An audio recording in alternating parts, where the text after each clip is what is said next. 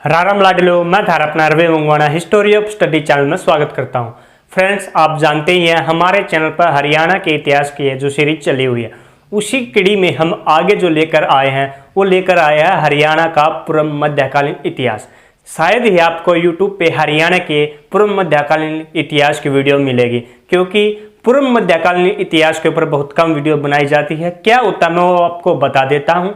जैसे हमारी Indian history हो एंशिएंट, मिडिवल और मॉडर्न में है, वैसे ही हर क्षेत्र की हिस्ट्री होती है। तो वैसे जो माना जाता है एनिशेंट 1206 तक माना जाता है आदिकाल से लेकर, और जो मिडिवल है वो 1206 से लेकर 1857 तक माना जाता है।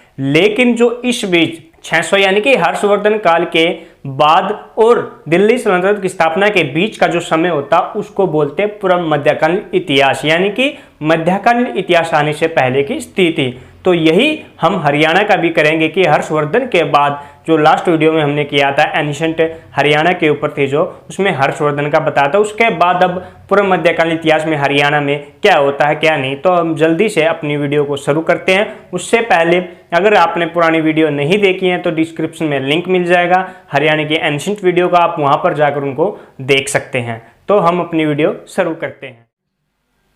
तो दोस्तों, शुरुआत करते हैं हम प्रतिहार वंश से, यानी कि जो पहले हर्षवर्धन के बाद जिन्होंने हरियाणा पर अधिकार किया वो प्रतिहार वंश था। प्रतिहार वंश की 3 शाखाएं थीं। एक थी भृगुकच्छ नांदीपुरी, दूसरी थी मांडवीपुर मेंढक और तीसरी थी उज्जैन। ये 3 शाखाएं थी प्रतिहार वंश की।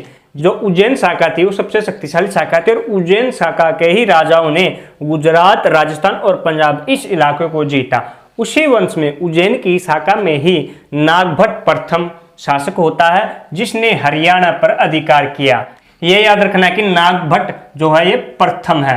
नागभट्ट प्रथम ने हरियाणा राज्य पर अधिकार किया, जो कि वत्सराज का पुत्र था, और 805 ईस्वी में ये गद्दी पर बैठा था। नागभट्ट प्रथम के बाद उसका पुत्र रामभद्र होता है, जो कि 833 ईस्वी में बैठता है। यानी कि नागभट्ट प्रथम का समय 805 से 833 ईस्वी है, रामभद्र का 833 से 836। ये 3 साल ही राज करता, क्योंकि यह अयोग्य उत्तराधिकारी होता, अपने पिता की तरह यह पराक्रमी नहीं होता, जिस वजह से यह जल्दी ही गद्दी से हट जाता है। और उसके बाद जो बैठता गद्दी पर रामभद्र का पुत्र महिरभोज बैठता है, जो 836 से लेकर 885 ईस्वी तक शासन करता। महिरभोज प्रथम भी इस वंश का, इस शाखा का जो है प्रसिद्ध शासक रहा है, जिसको भोज प्रथम के नाम से जाना जाता है। इसके समय में जो हरियाणा का पहवा शहर है वो व्यापार के लिए उत्तर भारत का सबसे प्रसिद्ध व्यापारिक नगर माना जाता था, पहवा उत्तर भारत का। और किस व्यापार के लिए फेमस था वो आपको याद रखना, वो घोड़े के व्यापार के लिए फेमस था। यहाँ पर घोड़ों का व्यापार होता था पहवा में, जिसके सबूत, जिसकी जानकारी हमें मिलती है 1882 ईस्वी का एक शिलालेख मिलता है पहवा से, उससे हमें इसके विषय में जानकारी मिलती है। महिरभोज के बाद जो गद्दी पर बैठता महेंद्र प्रथम, लेकिन उससे पहले मैं बता दूं आपको भादनक और तोमर, इनका जिक्र अब हम आगे करेंगे प्रतिहारों से। ये दोनों ही प्रतिहारों के क्या थे, अधीन, उनके अधीन ही शासन करते थे। शाखा याद रखनी उज्जैन की, हरियाणा पे जिसने शासन किया तो उज्जैन वाली शाखा थी प्रतिहारों की, तो उनके अधीन थे भादनक और आपके तोमर। अब आगे चलेंगे। महेंद्रपाल प्रथम किसके बाद बैठता है, महिरभोज के बाद, जो कि अपने पिता की तरह योग्य नहीं है, यह भी अयोग्य निकला। इसके समय में क्या होता है, हरियाणा का काफी एक क्षेत्र है जो अपने आप को स्वतंत्र करवा लेता है। किससे, महेंद्रपाल प्रथम से, यानी कि प्रतिहार वंशों से। उनमें कौन है, आपके भादनक, तोमर, ये जातियां है जो स्वतंत्र हो जाती है। अब महेंद्रपाल प्रथम की जो मृत्यु है 910 ईस्वी में होती है, और इसके बाद जो प्रतिहार वंश है हरियाणा में, इसका धीरे धीरे पतन होना शुरू हो जाता है। और इसके बाद जो हरियाणा की गद्दी पर आता है हरियाणा के इतिहास में, वो आता है तोमर। तो अब हम जो नेक्स्ट करेंगे वो तोमर वंश करेंगे। तो नेक्स्ट है हमारा तोमर वंश। तोमर वंश की जो हमें जानकारी मिलती है वो मिलती है पेवा से, एक शिलालेख मिलता है हमें, वहां से मिलती है, जहां से हमें पता लगता है कि जाउल इस वंश का संस्थापक था। जाउल को ही हरिहर निवास द्विवेदी, जो कि हरियाणा के इतिहासकार, उन्होंने अनंगपाल प्रथम, ये जाउल का नाम अनंगपाल प्रथम बताया है हरिहर द्विवेदी जी ने। तो इस वंश के जो सारे राजा हैं मैं उसकी एक बार डिटेल आपको देना चाहता हूँ ताकि आपको याद रहे, क्योंकि इनके बीच हमारी फिर घटनाएं चेंज होती रहती है, कभी ये अधीन होंगे, कभी ये स्वतंत्र होंगे।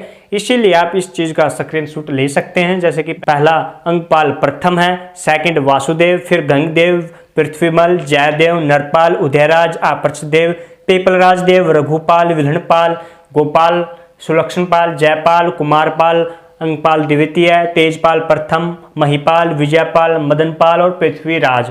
यानी कि 736 ईस्वी में इस वंश की स्थापना होती है, जो कि जाउल या फिर अंगपाल प्रथम, और जो खत्म 1189 ईस्वी में होता है। तो अब हम बात करते हैं जो अंगपाल प्रथम है, इसकी तो हमें है जो मुद्राएं प्राप्त होती हैं इस वंश के अंगपाल प्रथम की, लेकिन औरों की नहीं प्राप्त होती। कहाँ तक नहीं हमें प्राप्त होती? वो नहीं प्राप्त होती हमें उदयराज तक। यानी कि ये जितने भी शासक हैं यहाँ से लेकर यहाँ तक, ये सभी प्रतिहारों के अधीन थे। हमने उसमें बात किया था पहले कि प्रतिहारों के अधीन थे तोमर और भादनक। तो कौन से राजा? अंगपाल प्रथम तो थोड़ा स्वतंत्र थे क्योंकि ये तो संस्थापक था।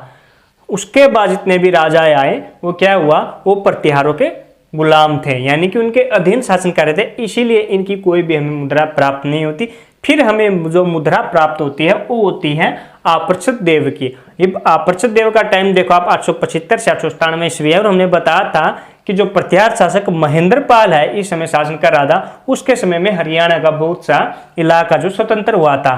तो उसी टाइम पर आपर्चद देव ने अपनी मुद्राएं चलाई थी, यानी कि ने स्वतंत्र शासक के तौर पर शासन किया था। आगे हमें पीपलराज देव की भी मुद्राएं प्राप्त होती हैं।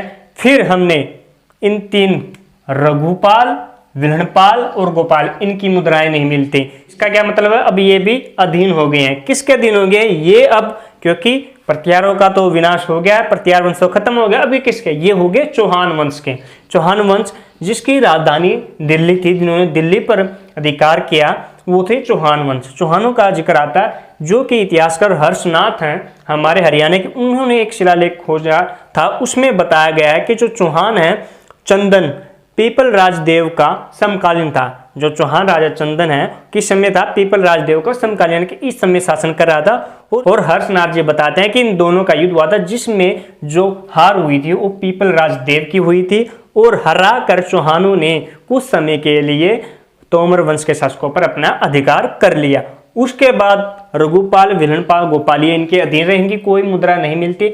जो गोपाल है तोमर वंश का, उसका समकालीन सिंहराज होता है चौहान राजा सिंहराज। ये गोपाल भी थोड़ा करता है कोशिश कि अपने वंश को स्वतंत्र करने की, लेकिन सिंहराज इसको फिर हरा देता है और फिर इस पर अधिकार कर लेता है। उसके बाद जो मुद्रा प्राप्त होती है वो सुलक्षण पाल की होती है। सुलक्षण पाल की अब कैसे होती है? इसके लिए दो कारण बताए जाते हैं इतिहासकारों के द्वारा। वो क्या है कि इस समय या तो इसने चौहान नरेश से युद्ध किया होगा और युद्ध में जीत गया होगा, तो उसकी स्वतंत्र मुद्रा प्राप्त होती है। लेकिन युद्ध का हमें हरियाणा में जो शिलालेख मिलते हैं उनसे कहीं से यह पता नहीं लगता कि सुलक्षण पाल का चौहान राजाओं के साथ कोई युद्ध हुआ था। तो ये मत तो हमारा खारिज है, यानी कि इसको हम नहीं मान सकते। दूसरा जो मत है वो यह है कि इस समय पर तुर्कों का आक्रमण हो रहा था भारत पर, जिससे डरकर दोनों ने एक साथ उनके आक्रमण की सामना करने की योजना बनाई, जिस वजह से वे अब अधीन ना होकर इनके समान हो गए, यानी कि बराबरी पर आ गए। इस वजह से उन्हें फिर क्या हुआ? मुद्रा चलाने का अधिकार दे दिया। अब समय देखो आप 979 से 1005 ईस्वी आया, यानी कि हम समझ सकते तुर्कों का आक्रमण कौन कर रहा था इसमें? महमूद गजनवी, जिसने भारत पर 17 आक्रमण किए थे, यानी कि वो सुलक्षण पाल था जब हो गए थे। लेकिन उसका हरियाणा पे नहीं हुआ अभी तक। हरियाणा सुलक्षण पाल के बाद जो उसका उत्तराधिकारी बनता है वो बनता है जयपाल। और जब जयपाल 1005 से 1021 ईस्वी का टाइम पीरियड है, जयपाल हरियाणा का राजा होता, उस समय महमूद गजनवी हरियाणा पर आक्रमण करता है, तुर्कों का आक्रमण हो जाता। तो इस बीच में किसका आया? इन राजाओं से पहले हमारा महमूद गजनी, जिसने हरियाणा पर आक्रमण किया था। तो अब हम बात करते हैं महमूद गजनी की, फिर हम जो बाकी बचे हुए राजा हैं इनकी बातें करते हैं। तो देखते हैं महमूद गजनवी कौन था, कैसे वो भारत आया। इस बीच हम बात करते हैं महमूद गजनवी की, जिन्हें तुर्क आक्रमण हम बोल रहे हो। तुर्क आक्रमण महमूद गजनवी ने किया था। कौन था महमूद गजनवी? गजनी का शासक था जो 997 ईस्वी में गद्दी पर बैठा था। इसके पिता का नाम सुबुक्तीन था। इसने भारत पर कितने 17 आक्रमण किए महमूद गजनवी ने। किस लिए? इसके भी कई मत है कि इस्लाम को फैलाने के लिए, भारत की धन दौलत को देखकर उसको लूटने के लिए ये आता, लूट कर ले जाता। तो ये गजनी के आक्रमण थे जो इम्पोर्टेंट है। हमने हरियाणा हिस्ट्री करे तो हरियाणा में जो आक्रमण हुआ था इसका, वो हुआ था इसका आक्रमण छठा, जो 1900 ईस्वी, यानी कि भारत पर तो छठा आक्रमण है और हरियाणा पर प्रथम है। कब? 1009 ईस्वी में हुआ था हरियाणा के ऊपर। इसका रीजन क्या था, इसका कारण यह था, महमूद गजनी को किसी ने बताया कि कुरुक्षेत्र जो कि हमारी धार्मिक नगरी है, वहां पर काफी मंदिर है और सोना चांदी यानी कि हीरे जवाहरात, बहुत सी धन संपदा आपको वहां से मिल सकती है। तो इसने वहां पर आक्रमण किया, यानी कि हरियाणा पर। लेकिन इस बात में बीच में एक कहानी है, वो बताता हूं मैं आपको। पंजाब का शासक था आनंदपाल। आनंदपाल पहले ही से पराजित हो चुका, यानी कि इसकी अधीनता मानता है हरियाणा का आक्रमण करने से पहले। जब पंजाब के शासक आनंदपाल को यह पता लगता है कि जो महमूद गजनवी है हरियाणा के कुरुक्षेत्र पर आक्रमण करने वाला, तो वो उसके पास अपना दूत भेजता है। कौन? आनंदपाल। क्या कहलवाया उस दूत को? यह कहकर भेजा गया था महमूद गजनवी के पास कि आप कुरुक्षेत्र पर आक्रमण ना करें, जितनी संपत्ति आपको कुरुक्षेत्र से लूट करने पर मिलेगी मैं उतनी संपत्ति देने को तैयार हूं, और जितना भी खर्च आपका इस अभियान के दौरान हुआ उतना ही मैं धन आपको दे दूंगा, यानी कि जो खर्च हुआ वो भी, और जो आपको धन संपत्ति वहां से मिलेगी कुरुक्षेत्र, इतना मैं दे दूंगा। आप कुरुक्षेत्र पर आक्रमण ना करें। रीजन क्या है कि कुरुक्षेत्र का जो उत्तर भारत का सबसे बड़ा धार्मिक स्थल था उस समय पर, सभी इसको पवित्र मानते थे। इस वजह से तो क्या हुआ, तो महमूद गजनी ने उसने मना कर दिया और हरियाणा पर आक्रमण किया 1009 में। जब आक्रमण किया हरियाणा पर, तो उस समय जो तोमर शासक था वो था हमारा जयपाल।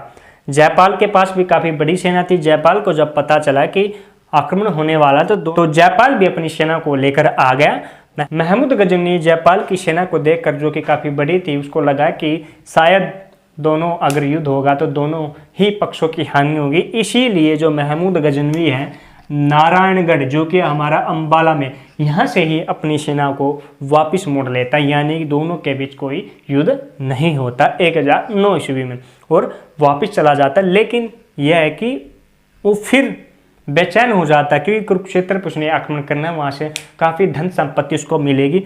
फिर आक्रमण करता है महमूद गजनवी 5 साल के बाद 1014 ईस्वी में। अब जो समय है, इस समय जो तोमर शासक हुआ अजयपाल। अजयपाल को जब पता लगती है कि गजनवी का आक्रमण होने वाला, तो अजयपाल जो आसपास के राजा महाराजा उनसे अपील करता है कि हम एक साथ मिलकर लड़े, लेकिन कोई भी उनका साथ नहीं देता और अजयपाल इस युद्ध में हार जाता है। जीत किसकी होती है? महमूद गजनवी की। और महमूद गजनवी फिर थानेश्वर जो कुरुक्षेत्र में है, कुरुक्षेत्र उसको जी भर कर लूटता है और वहाँ पर स्थित चक्कर स्वामी की जो प्राचीन मूर्ति होती है उसको तोड़ देता है। तो इस प्रकार महमूद गजनी अपने उद्देश्य को पूरा करता है, जो 1009 ईस्वी में नहीं हुआ, 1014 ईस्वी में पूरा करता है। और उसके बाद वो अपने वतन वापस लौट जाता है। इसमें यह इंपॉर्टेंट है कि वतन वापस तो लौट जाता है, वो पंजाब को तो अपने साम्राज्य में मिला लेता है, लेकिन हरियाणा को नहीं मिलाता और हरियाणा को उसके हाल पर छोड़ देता है। महमूद गजनवी की मृत्यु हो जाती है फिर 1023 ईस्वी में, और इसकी मृत्यु के बाद इतने समय से बीच में कोई भी आक्रमण हरियाणा पर नहीं होता है तुर्कों का। इस बीच तो उसकी मृत्यु के बाद मासूद, जो कि महमूद गजनी का पुत्र, वो गद्दी पर बैठता है और अपने पिता की तरह वो भी हरियाणा पर आक्रमण करने का सोचता है। जब वो अपनी सेना को यह बात बताता कि हम हरियाणा पर आक्रमण करने वाले हैं, तो वहाँ भी एक कहानी है, मैं वो बताता हूँ, जो जिसकी जानकारी हमें तारिकी सुबक्तीन जो पुस्तक है बहकी की, बहकी इन्होंने लिखी है, वो बताता है। बहकी क्या बताता है कि जो मासूद है वो राजा बनने से पहले हरियाणा पर एक आक्रमण करता है, यानी कि जब वो राजकुमार होता है, राजा नहीं बनता, वो हरियाणा पर आक्रमण करता है। लेकिन हरियाणा में हास्य के स्थान पर मासूद को बहुत बुरी तरह पीटा जाता है, यानी कि युद्ध होता है और उसकी सेनाओं को पीटा जाता है, जिस वजह से जो इसकी सेना है वो हरियाणा पर आक्रमण करने से मना कर देती है। बहुत मुश्किल से अपनी सेना को मासूद मनाता है और फिर 1037 ईस्वी में आक्रमण करता है हरियाणा पर, हास्य पर फिर से। अब इसको सफलता मिलती है। हास्य के बाद ये सोनीपत फिर थानेश्वर इस पर आक्रमण करता है और इन सभी युद्धों को जीत जाता है। लेकिन जल्द ही इसकी मृत्यु हो जाती है मासूद की, और उसकी गद्दी पर बैठता उसका पुत्र मादूद, जो कि अयोग्य उत्तराधिकारी होता है, वो भी वापस सोचता है कि मैं हरियाणा पर आक्रमण करूं। इन दोनों के समय ये याद रखना, हमारा तोमर शासक कुमारपाल देव है, क्योंकि समय आप देखो 1021 से 1051 ईस्वी है।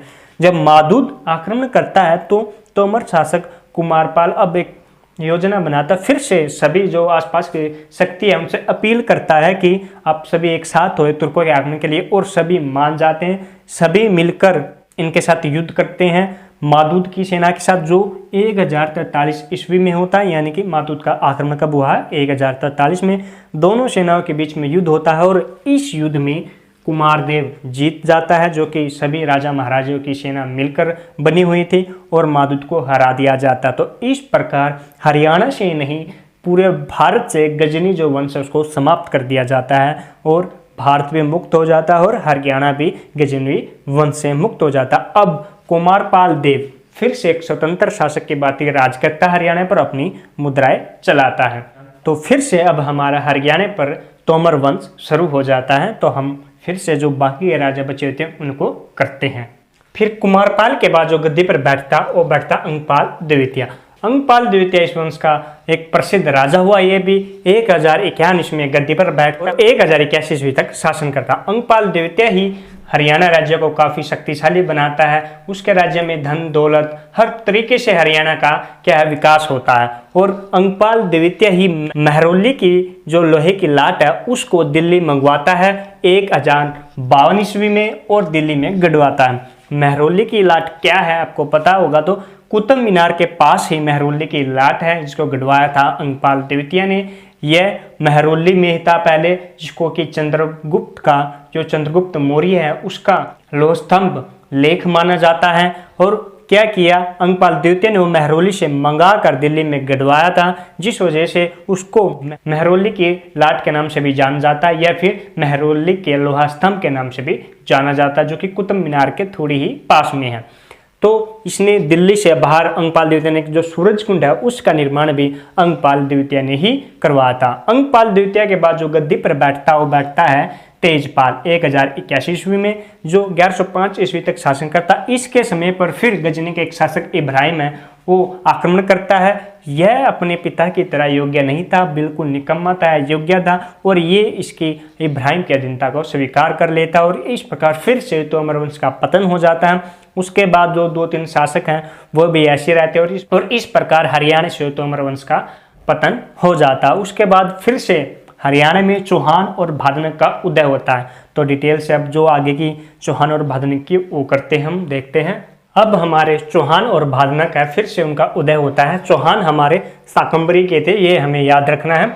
जो चौहान राजा 1139 में अरुण राज होते हैं, तो अब अरुण राज है हरियाणा की तरफ अपना साम्राज्य बढ़ाने की कोशिश करता है। कब? 1139 में, और तोमरों को पराजित कर देता है। जो बची कुची उनके पास शक्ति होती है और तोमरों को अपना सामंत बना लेता है। अब जो तोमर हैं समय समय पर स्वतंत्र होने की चेष्टा करते रहते हैं, यानी कि कोशिश करते रहते हैं कि कब कोई अयोग्य उत्तराधिकारी आए और हम अपने आप को स्वतंत्र कराएं। लेकिन विग्रह राज चतुर्थ जो कि आता है चौहान वंश में, वो पूरी तरह से तोमरों को पराजित कर देता है। उनका हमेशा के लिए इतिहास से नाम मिटा देता है। विग्रह राज चतुर्थ, जिन्हें दिल्ली और हाशिए पर अधिकार करके इनको समाप्त कर दिया था तोमर वंश को। अब जिक्र जो हमारा पीछे चला था भादनक। अब भादनक होते कौन थे ये देखो, हरियाणा के प्राचीन लोग थे, उन्हें भद्दर कहा जाता था और भद्दर नाम बिगड़कर ही भादनाक बना। भद्दर महाभारत में भी इनका जिक्र मिलता है, भद्दर नाम से मिलता है, और जिनका क्षेत्र और रेवाड़ी और भिवानी का जो इलाका है वहां पर ये रहते थे। महाभारत के बाद जो नाम बदलकर भद्दर का भादनाक हो गया था। 11वीं शताब्दी के अंत तक भादनाक का जो काफी शक्तिशाली हो गए थे, क्योंकि बीच बीच पर इन पे कोई शासन करता रहा, ये फिर स्वतंत्र हुए, अपनी शक्ति को जुटाते रहे और शक्तिशाली हो गए। अब तोमर वंश जो कि पूरे हरियाणा पर शासन कर रहा था, तो उनके पतन के बाद तो ये काफी शक्तिशाली हो गए। लेकिन इन्होंने क्या किया, जब अरुणराज ने तोमर वंश को अपना सामंत बनाया था तो तब ये भादनक इतने शक्तिशाली नहीं थे और इन्होंने अरुणराज की अधीनता को स्वीकार कर लिया था। जैसे अरुणराज की मृत्यु होती है चौहान नरेश की, जगदेव और विग्रहराज प्रथम इन दोनों भाइयों के बीच गद्दी के लिए युद्ध होता है और इसी बीच भादनक अपने आप को स्वतंत्र करवा लेते हैं फिर से, और फिर इनको विग्रहराज चतुर्थ फिर इन पर आक्रमण करता है भादनोकों पर और फिर इनको अपने नियंत्रण में रहता और फिर से इन्हें अपना सामंत बनाता है। जैसे कि अरुणराज था जो इनके पूर्वज, उन्होंने भी ऐसे किया, इन्हें अपना सामंत बनाया। फिर विग्रहराज चतुर्थ ने भी ऐसा किया, इनको हराकर अपना सामंत बना लिया। फिर विग्रहराज चतुर्थ की मृत्यु के बाद पृथ्वीराज द्वितीय और शमीश्वर के काल ने धीरे धीरे अपनी शक्ति बढ़ानी शुरू की और फिर से स्वतंत्र होने की कोशिश की। अब की बार पृथ्वीराज तृतीय आते हैं और पृथ्वीराज तृतीय 1182 ईस्वी में भादनकों को युद्ध में बुरी तरह हरा देते हैं। इस समय तक भादनक भी काफ़ी शक्तिशाली हो गए थे, काफ़ी भयंकर युद्ध हुआ था 1182 ईस्वी में। लेकिन पृथ्वीराज चौहान नरेश जो था, काफ़ी शक्तिशाली नरेश हुआ चौहान नरेश पृथ्वीराज, वो बुरी तरह से भादनकों को हरा देता है और अपने पूर्वजों द्वारा की गई गलती नहीं दोहराता। वो अब की बार भादनकों को अपना सामंत नहीं बनाता, उनके साम्राज्य को अपने साम्राज्य में मिला लेता है और भादनकों को हमेशा के लिए हरियाणा के इतिहास से मिटा देता है। उसके बाद जो पृथ्वीराज तृतीय, उसके बात करते हैं। पृथ्वीराज तृतीय के बाद फिर एक तुर्कों का आक्रमण हुआ था, आप सभी जानते हैं, मोहम्मद गोरी का। मोहम्मद गोरी जो कि पृथ्वीराज है, दोनों के बीच तराइन जो हमारी तरावड़ी है करनाल के पास, वहां पर दोनों के बीच युद्ध होता है। तराइन का प्रथम युद्ध होता है 1191 ईस्वी में, जिसमें कि पृथ्वीराज चौहान जीत जाता है। और फिर सेकंड युद्ध होता है 1192 ईस्वी में, तराइन का सेकंड युद्ध, और यहाँ पर मोहम्मद गोरी जीत जाता है और पृथ्वीराज चौहान हार जाता है। तो इस प्रकार चौहान वंश भी समाप्त हो जाता है और अब हरियाणा और पूरे भारत पर मोहम्मद गोरी का ही आप पता है कि सेनापति देश के 4 उनमें से ही कुतुबुद्दीन ऐबक था, जो कि 1206 ईस्वी में दिल्ली सल्तनत की स्थापना करता है और हरियाणा में ही नहीं पूरे भारत पर मुसलमानों का अधिकार हो जाता है। तो दोस्तों ये थे हरियाणा का पूरा मध्यकालीन इतिहास। अगर आप चाहते हैं कि पृथ्वीराज तृतीय के ऊपर मैं एक अलग से वीडियो लेकर आऊँ पूरी डिटेल से, तो आप कमेंट में ज़रूर बता देना। और ये जितना भी अब तक यहाँ पढ़ाया था कि आशा आपको समझ में आया होगा, वीडियो आपको अच्छी लगी होगी। तो अगर वीडियो अच्छी लगी तो प्लीज़ वीडियो को लाइक करें, शेयर और कमेंट जरूर करें, क्योंकि इतनी मेहनत से हम आपके लिए वीडियो लेकर आते हैं। और साथ ही हमारे चैनल को सब्सक्राइब करना ना भूलें। सब्सक्राइब करने के साथ बेल आइकन बटन जरूर दबाएँ ताकि हमारी न्यू वीडियो आपके पास जल्द से जल्द पहुँच सके। धन्यवाद।